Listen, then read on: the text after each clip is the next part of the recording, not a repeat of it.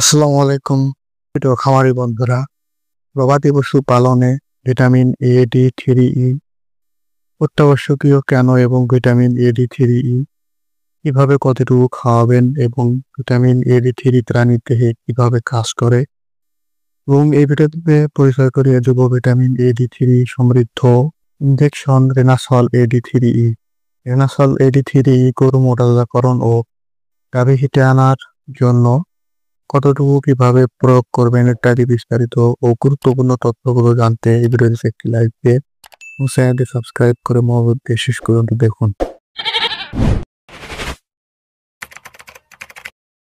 রেনাসল A, D, 3, E injection হলো 3টি চর্বিযুক্ত দ্রবণীয় ভিটামিনের সংমিশ্রণ যা পশুর বৃদ্ধি, বিকাশ এবং প্রজননের জন্য অপরিহার্য।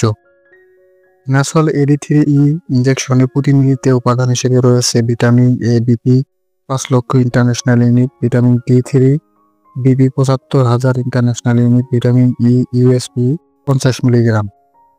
এবং পশুপালনে ভিটামিন A, D, 3, E কেন অপরিহার্য এই বিষয়ে আলোচনা করা যাক। পশুর জীবনের প্রথম পর্যায়ে প্রাণীদের বৃদ্ধিকে উদ্দীপিত করে।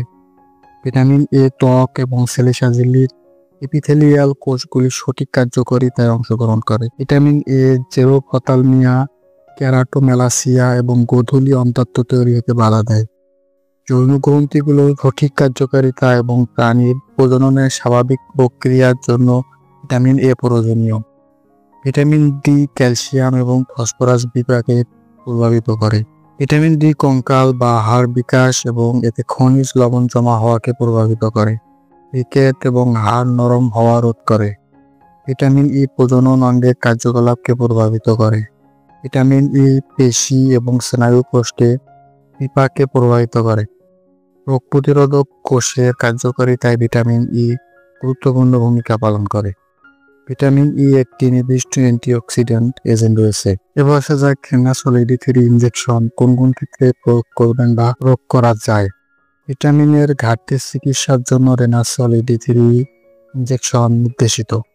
সংক্রামক বা পরজীবী রোগের আরোগ্য লাভের ক্ষেত্রে এই ইনজেকশন নির্দেশিত। এই ইনজেকশন মৃত্যুরোধ এবং নবজাতক বাছুরের প্রাণশক্তি বৃদ্ধির জন্য এবং গর্ভ অবস্থায় অর্থাৎ প্রসবের 3 থেকে 4 সপ্তাহ আগে ইনজেকশন দেওয়া হয়। ষাঁড় ও গাভীর প্রজনন বা উর্বরতা বৃদ্ধির জন্য, গর্ভাবস্থা এবং প্রসবের হার বৃদ্ধির জন্য, দুধ ছাড়ানোর সময় বা পরিবহনের সময় ওজন হ্রাস করার জন্য, মোটাতাজাকরণ, মাংস এবং দুধ উৎপাদন বৃদ্ধির জন্য রেনাসল ইনজেকশন বিশেষভাবে ব্যবহার হয়। এরপর আসা যাক এই ইনজেকশনের ডোজ ও প্রশাসন বা কতটুকু ব্যবহার করবেন। এই ইনজেকশন গভীর মাংসপেশিকা বা ত্বকের নিচে ইনজেকশন প্রয়োগ করতে হয়।